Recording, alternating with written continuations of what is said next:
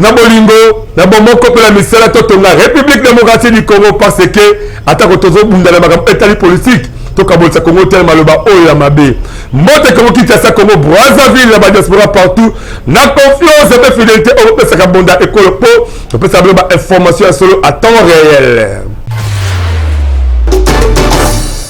Avant de faire l'édition de ce mokolo, nous allons sommet au Boyebake. Ils ont déjà prévu le 20 janvier 2024 investiture. Il y a Félix Tshisekedi au Azali Réli, chef de l'État République démocratique du Congo. Bon, sous élément Oya. 3 gouverneurs de province au Azali 6 pondipé. Bon, sous élément OK. Les alliés possibles. Il y a considéré sa insécurité à la carte avec pour la Kinshasa qui, autorité municipale, Bazali vraiment, tout le monde m'a rappelé, la responsabilité concerne Missamon qui toko avec impact dans l'idéologie. Il faut encore depuis si moté bande comme vous avez sobo baké to aussi comme ba sobo baké le 20 janvier 2024 ezali bongo mokolo ezali prévu pour la investiture ya mwana mboka Félix Tshisekedi Tshilombo au Azali Réli chef de l'État de la République démocratique du Congo par rapport à ce que ça m'a la radio sénateur na élément na ba commentaire surtout. Ndeko ya Congo bondi melangai ke bakambo ya masolo ya ba élection présidentielle ya le 20 décembre 2023 Abou Pia. Donc page wana est comme déjà tourné pour coup concerné avec Okata Masolo Yakobi Missa Félix Tshisekedi Tshilombo vainqueur avec 73,47% liboso ya ba adversaire nae avec impact na idéologie. Yakoya basiko ezake Masolo est commis, il y a qu'à investir le nouveau président P. Masolo yango, bondi melangai et kozala bongo. Mukolo ya samedi, le 20 janvier 2024, un stade de martyrs de la Pentecôte. Et bongo nangamo ya IDPS, neko nangai ndi melangai ke, bandeko oyo, ya parti au pouvoir. Bazako sala, mobangé na mobilisation sur le terrain. Na mopazi na ye, bondi melangai mwana mboka Augustin Kabuya, oyo, azali secrétaire général ya parti, azako rassuré que, IDPS étant machine politique ya munene, ba militant na ba cadre, ba kozala ebele na rendez-vous ya histoire. Bondi melangai ke Félix Tshisekedi Tshilombo, alongi ba adversaire na ba urne, mais akoka ba pe ya mawa eza jusque là. Malgré ba irrégularité ebele oyo et mon anime, ba adversaire na ye, baza incapable ya ko mobiliser ba tupo, ba manifester mais contentement la bango pacifiquement. Ya boye eza ko la kisake opposition baza faible jusque là to éviter soki e kozala ndenge nini na mandat oya seka mwana mboka Félix Tshisekedi Tshilombo awa eza kosenga to mona pe ba vrai et grand opposant babi mapo ba servir mboka na opposition et surtout que à travers bango gouvernement a kozala ba garde fou ya kosala musala kitoko de manière que mboka pe etambwisa ba kitoko mboka oyo ezanga opposition en tout cas esala que libertinage et le katro la gouvernement yango Tobeleli ba opposant bon monde de manière que bon mandape ko ça ba résistance politique et ko permettre que attaque ko ça pacifiquement et là qui ça vraiment que mboka etambusa makitoko kaka ndenge ezalaka yango tobetisika kambonda depuis azali boye ba ke ba message ba félicitations ezako koya kaka ebele pour la copé na cadre maso avec impact na idéologie tout ça élément avec ba commentaire nyonso. Ndeko ya Congo ndi melangai ke ba félicitations ezako koya kaka ndenge sili akwaka na mutu depuis mwana mboka Félix Tshisekedi Tshilombo aza réélu président ya République démocratique du Congo. Bondi melangai ke après confirmation ya ba résultat provisoire ya CENI ya ba présidentiel ya le 20 décembre 2023 la cour constitutionnelle esali ke bamboka ebele ya mokili ba féliciter mokonzi ya mboka ndenge alongi ba challenger na avec impact na idéologie. Tomonaki Belgique, France, États-Unis, Égypte, na ba pays ebele ya mokili mobimba. Union africaine pe na ngambo na à travers ndeko Moussa Faki Mahamat Oyo, aza président de la commission de l'Union africaine, a signé un communiqué, il a salué maturité politique, il y a peuple congolais, le déroulement pacifique, il y a une élection malgré ma irrégularité constatée. A Sengi, il y a une partie prenante, privilégié, voie légale, pour na régler éventuel contentieux nyonso. Na nyonso boye bake Union africaine a toujours renouvelé engagement naie ya ko accompagner République démocratique du Congo pour na koluka démocratie evanda kitoko avec impact pe na idéologie. Na titre de rappel, bondi melangai ke Mwana mboka Félix Tshisekedi Tshilombo azalaki proclamé définitivement président de la République démocratique du Congo mokolo ya mardi 9 janvier 2024 la Cour constitutionnelle avec 73,47% ya suffrage. Biso pe monda ekolo en tout cas to féliciter mwana mboka Félix Tshisekedi Tshilombo pe tolingi nyonso eleka kitoko pe partie prenante en tout cas bozala bomoko de manière que bon constituer opposant moko ya kitoko et que permettre que la opposition bon servir pe mboka avec impact na idéologie yango biso tobeti sika kambonda osaba activité la yo politique osaba reportage ya malonga ya kitoko pesa confiance na monde école agence parce que ba reporter baza vraiment ba professionnel à média.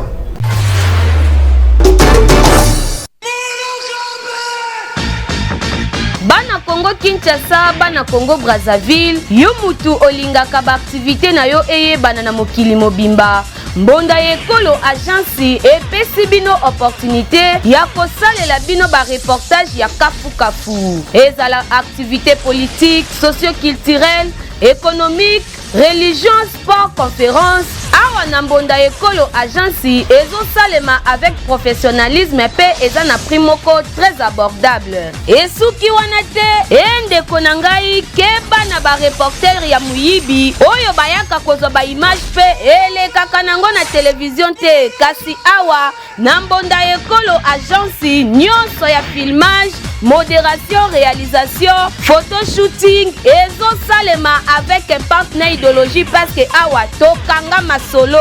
pena oyo etali image yebake okozwa yango pe ata na format ya YouTube. Olingi oyeba bisika tozali benga biso na plus 243 89 81 81 097 na bandeli lisusu na plus 243 89 81 81 097 na mbonda ekolo agence nyonso ya reportage ezosalema kitoko avec professionnalisme et yokanio. Toyebisaki bino ya basomera boyebake 3 gouverneurs de province parmi 82 personnes oyo bazali invalidé boyebake bazali suspendu na bafonction na bango toza élément oyo badetail nyonso. Mwana Congo boyebake ezala ba gouverneur ba province lokola ya Mongala ndeko César Limbaya ya Équateur mwana mboka Bobo Boloko pe ya ville province ya Kinshasa ndeko Jantiningo Bilambaka baza suspendu na ba fonction na bango nyonso oyo bondi melanga ike ebanaki na telegram ya VPM ya intérieur sécurité et affaires coutumières mwana mboka Peter Kazadi depuis jeudi 11 janvier 2024 na document wana boyebake précision kitoko elobali na oyo etali intérim et kozala assuré na ba adjoint na bango mais bango ba titulaire lokola baza suspendu boyebake bakozala liboso ya procureur général près la cour de cassation pour ba répondre na ba acte na bango bondi melanga ike ba gouverneur oyo misatu baza invalidé na seni lokola ba auteur ya misala ya mabe oyo eza koboma mboka lokola fraude na vandalisme ya ba kit électoraux mukolo ya ba vote makambo ya boye esali soni na mboka bondi melanga ike ba congolais baza kozela sanction nini ekopesama na bandeko oyo mais ya mingi bakende kanyama kasese soki justice a condamné bango bakende kosala bilanga lokola bakulu na nyonso pe na misika fourmi bakoma bamenuisier po bakoma kosala baba na compte ya gratuité de l'enseignement po ete ape ba oyo batikali biso mbonda ekolo tobetisi mbonda pe tozali kozela tomona sanction nini oyo ekopesama VPM ya intérieur ya mwana mboka Peter Kazadi kuna mingi na province ya Tanganyika aseki la population baboya ba discours oyo ezali kokabolisa ba congolais.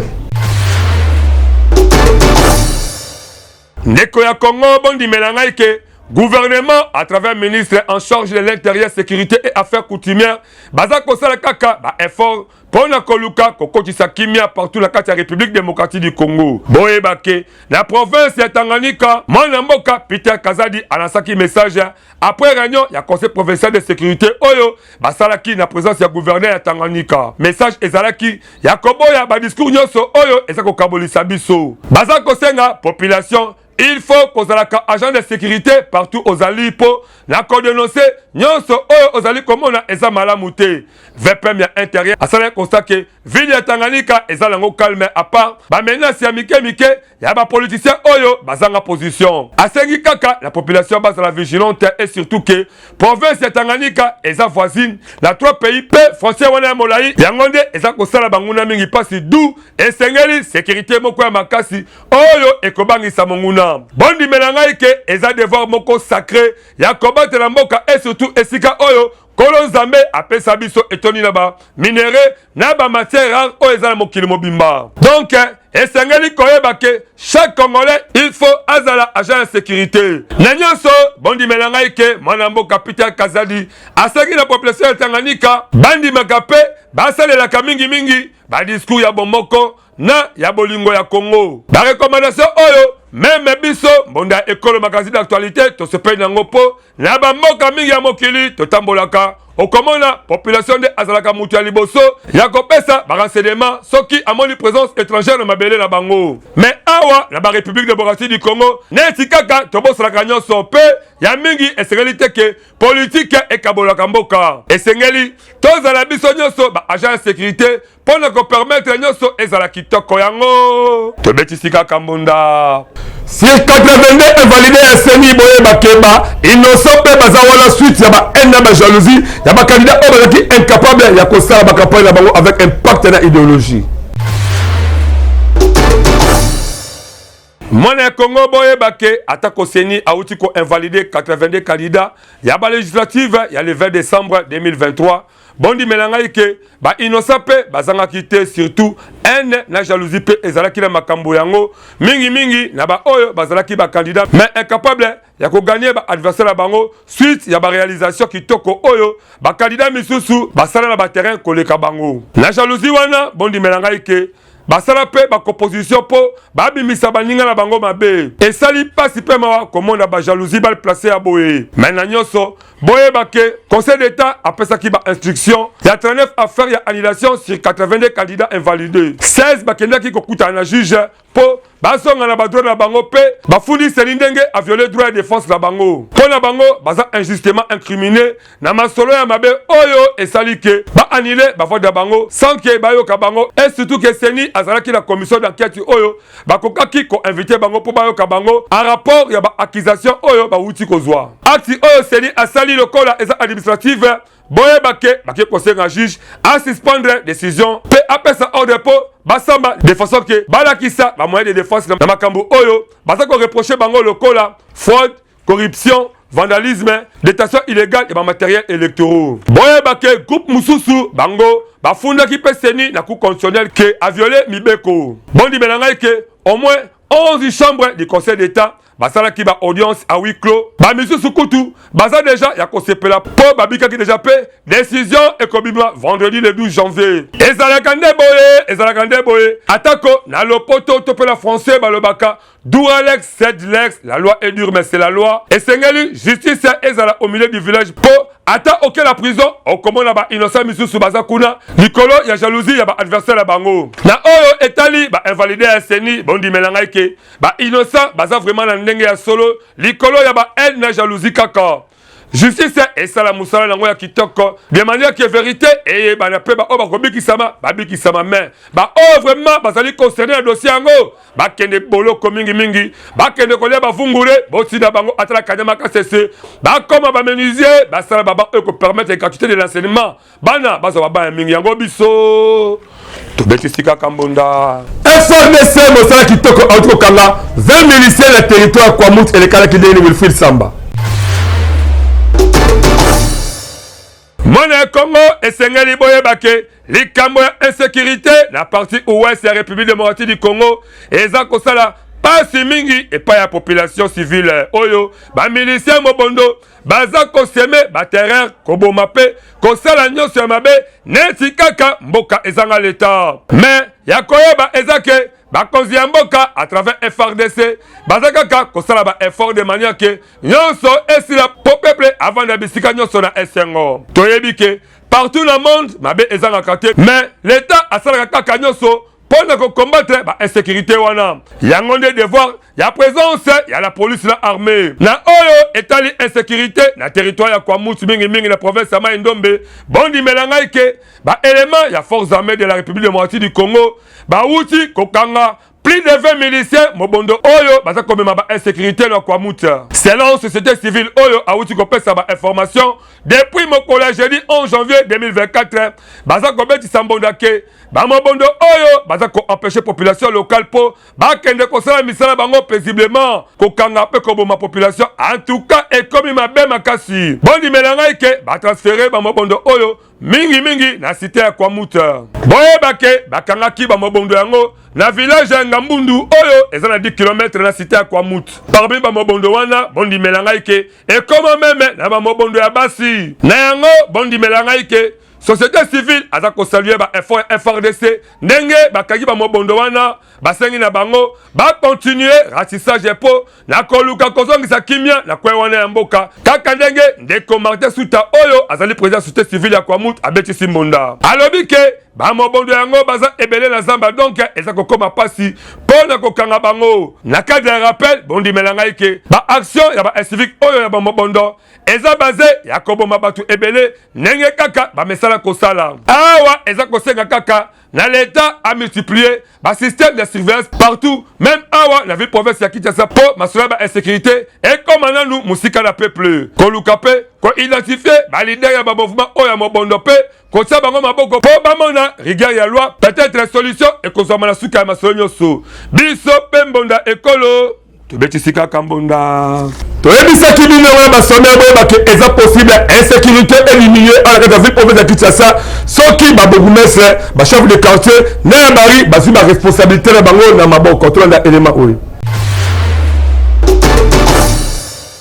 ndeko na ngai ya Congo tambola na mokili omona makambo toyebaka te si réellement ke tango tolukaka kosisa insécurité mingi awa na ville province ya Kinshasa na masolo oyo etali bakuluna soki vraiment mayele yango ezalaka na mutu to ezalaka na mutu te nzoka nde ezalaka nango chose moko simple bokotuna ngai nini awa esengeli en tout cas chaque bourgmestre le kola tokota gouvernement esika bazala bourgmestre mo compétent oyo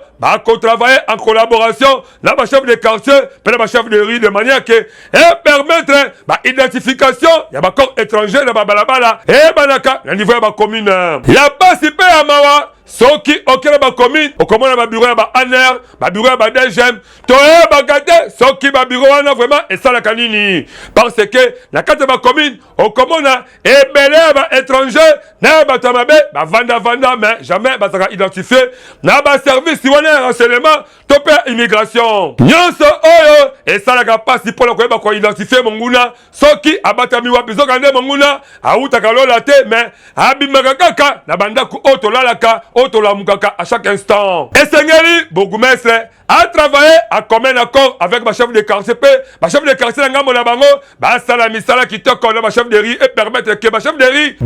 ko identifier nombre de parcelles oyo basala ngo na babala na bango pe chaque parcelle ezaka identifier na banda kuboni na ba locataire boni o bazali kuna parce que yango ne eko permettre DGM to pe ANR aiba ko identifier à chaque avenue ezaka composé na combien de personnes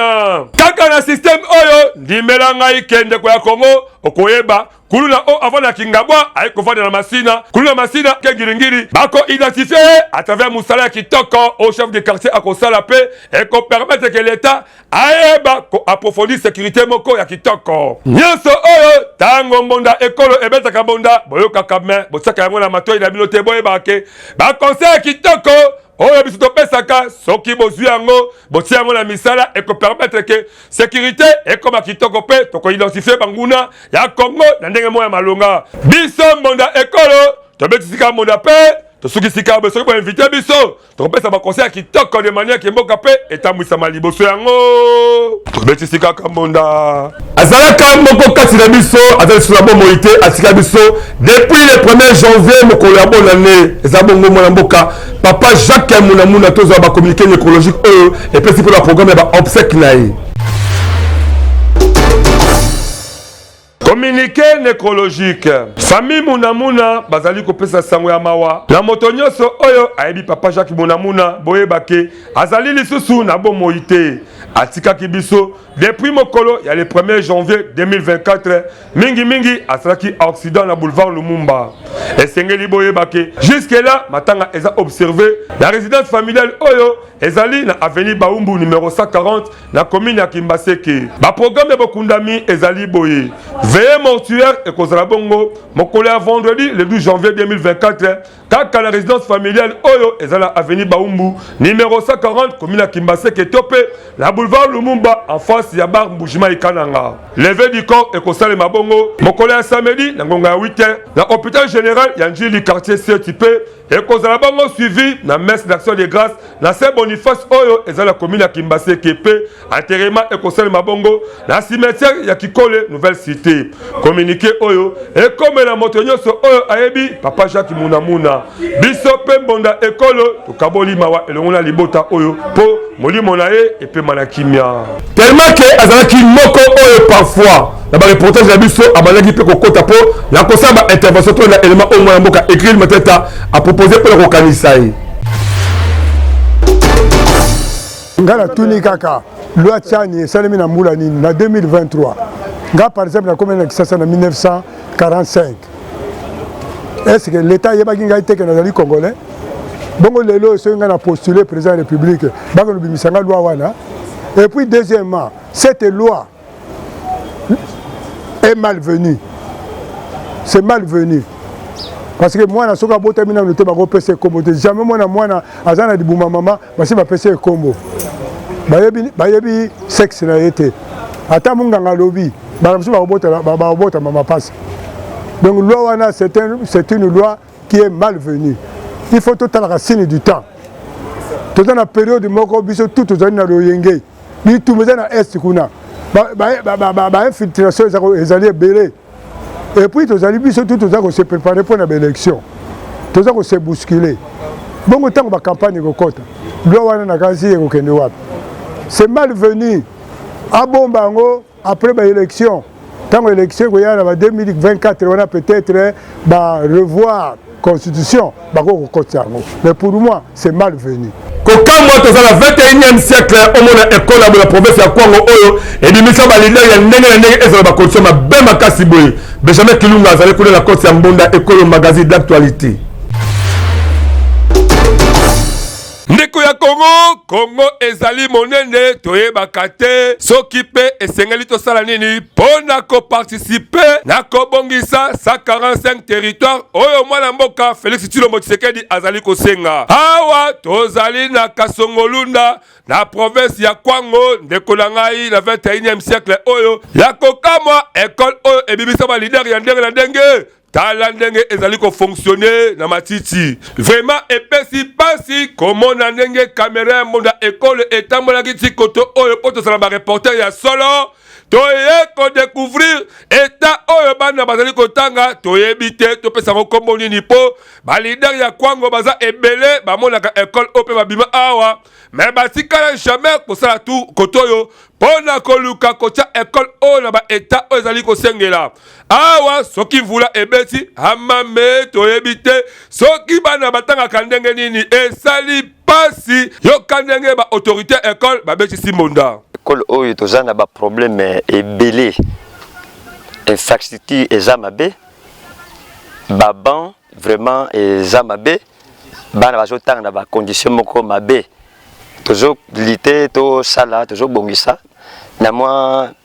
mike oyo l'état zo pesa biso mais ezoko akakate tenga na l'état gouvernement azo en charge vraiment beko na biso et surtout ba politiciens na biso oya kwangu bazo beko en charge vraiment ba le kakaba mona ba conditions de vie ndenge bana bazo kendo tanga vraiment ba s'investir pour na beko na biso oyo vraiment to ko souhaiter ba politiciens ba tia maboko batia appui na ba désir na biso bazwa vraiment ba solution et koya na bino vraiment eza la solution na école oyo tokoma tina mboka oyo na kasongolunda eza nango majite toyebi meme nzela ezali mabe makasi me esengeli na baautorité ya kwango boyeba kosunga éducation kote oyo po éducation yango nde ezali jeunesse ya lobi awa biso esali pasi komona ekole ba eta oyo yango tobetisika mbunda na avenue Sankungu na quartier Mombele basengi kirage na kolongola passerelle oyo de maneke bandeko bazwa kimia Benjamin Kilunga azalai kuna ndenge kaka tomonaka na commune alimete mingi na quartier Mombele ndenge bandeko bakufaka na bamvula ya makasi oyo ebekisamaka bino moko botala pont yango yo rivière yango nde ezali base ya ba inondation oyo esalaki ke Mombele bazinda makasi surtout kota Sankuru pe bandeko ba perdre nyonso tout yango lelo bandeko tango bamoni caméra mona ekolo baleli mingi na bakozi ya mboka bolukela bango solution eko permettre ke bango pe ba vivre la kimia lokola ba kinwa tout ba congolais surtout bisika bazali boyo kabilo bonde nini babeti simbonda pont oyo nande bato bakufaki en tout cas eza pasi bato badindaka na bango mais biso toyebi te so botika biso tokufa nde ya kokufa bokundaka biso toyebi te bafamille ezolela bokela biso mpenza mawa mpona terase bokirele biso totikali kaka boye mais loyenge lekaki ngana yaka koloba bolandela biso kaka basolution ya baquartier tozobukana tozolela toala place bien te mai edindaka todindaka lokola mai donc toye sur place ya mai donc mbula ebetaki ya dégâts bato bakufaki bamapango ekweyaki bato bazwa baka problème kilikili mais nasengaka soutien na bino l'état botika biso te po esali pasi komonda ndenge meme mipo ya boye na 21e siècle esika oyo Mombele toyokaka ke soi-disant balider ya ndenge na ndenge babimisa bafondation mingi ya lokuta mais eloko moko malonga basalaka ezali te Mombele tanto bake lider ya malonga asalaka te botiaka tembe botala ndenge bokoma kosouffrir na bapo ya boye na 21e siècle c'est comme si balider bazalaka te mais lokola tomoni ke fondation Iber Mamba eyaki kosunga bana Mombele surtout mpe ya kote oyo toyebi ke mikolo koya akoluka mpe moyen kosala bango point kitoko mpo baleka kitoko mais likambo oyo etali kirage ezosenga mingi na gouvernement kotalika bango po oyo esungaka Mombele départ et autre po babima na niveau ya kapela biso awa tobetisika caricature ya moko lelo kokotiri tiri levé G6 mbala écrit mateta nini bopropose biso tolanda muke ndeko na ngai boyebake misala ya bapaster mingi awa na Congo ekoma mpe kobota mbuma ya malamu mpe misusu ebotaka mbuma ya mabe parce ke bakoma mpe kosalela basentiment na bango suka na yango esukelaka bango kaka mabe kaka ndenge tokolanda na masolo oyo tozali na matanga ndeko na biso akufi kaka ndenge ezalaka le pasta abandi mateya kaka ndenge le pasta abandi mateya bino moko boyoka ezali misala ya molili ndeko na biso azali kaka nzinga nzambe na biso akopermettre te boyebaki tokozongisa ndeko akozonga na bomoi kokamwa le pasta abandi invocation tokosukisa satan lelo tika ndeko na biso azonga tika baange basala misala kaka ndenge le pasta abandi bavocation toyoka kuna keba pembeni ya sekei mobulu ebimi sanduku elinani sekei ebouge nebisa bino bandeko tout le monde tout la mwisi ya zaza bamoni ndenge seke elingani sanduku ebouge donc bayebi te bakende wapi mais lepesi mikendo depa epa ya kokotiri bino moboyoka ndenge nini abeti mbonda ventiri bato bakimi cercueil ebouge sekendeko alamuki levier tiri etake levier sage yoka yebela ngambo na ye petit zala calme totala soki ekosuka boni nakosa bino te levier tiri alobi na pesi azala calme totala ndenge ekosukela awa yebaka ke soki ozalaka pasteur yebaka misala na yo mpe ekoyebana histoire oyo eza a suivre yango tobetisika kambonda tala ndenge tokomi na suka édition na biso ya mokolo me tokosisa yango te sapu ota toyebisa bino basomere na biso boyebake tobeta masolo ndenge nini eza déjà prévu le 20 janvier 2024 investiture ya chef de l'état Félix Tshisekedi Tshilombo na stade ya Mbarti mpe bolandaki lisusu 3 gouverneurs baprovince oyo bazali suspendu parce que bazali cité parmi bainvalidé ya seni bolandaki mpe lisusu ke ezali possible ya kosilisa insécurité na ville province ya Kinshasa soki baautorité municipale bazwi baresponsabilité na bango na maboko. Merci parce que nous avons ébélé on a mis sur la journée on a à l'aidewa la présentation avec un pas de idéologie merci mais la caméra Zaki Bongo bah œuvre ya mwana mboka Benjamin Kilungana, Wilfried Samba, réalisation et montage à Ingrid Mateta. Mais vous continuez toujours à s'abonner massivement la chaîne Tout Nabiso, Bonda École officielle P, Bon Nabiso, activité Nabino, ton collègue Samo avec impact de l'idéologie parce que ma chaîne partenaire Eza Ebele. Nous allons la prochaine masse au collège sous Azongité. Bye.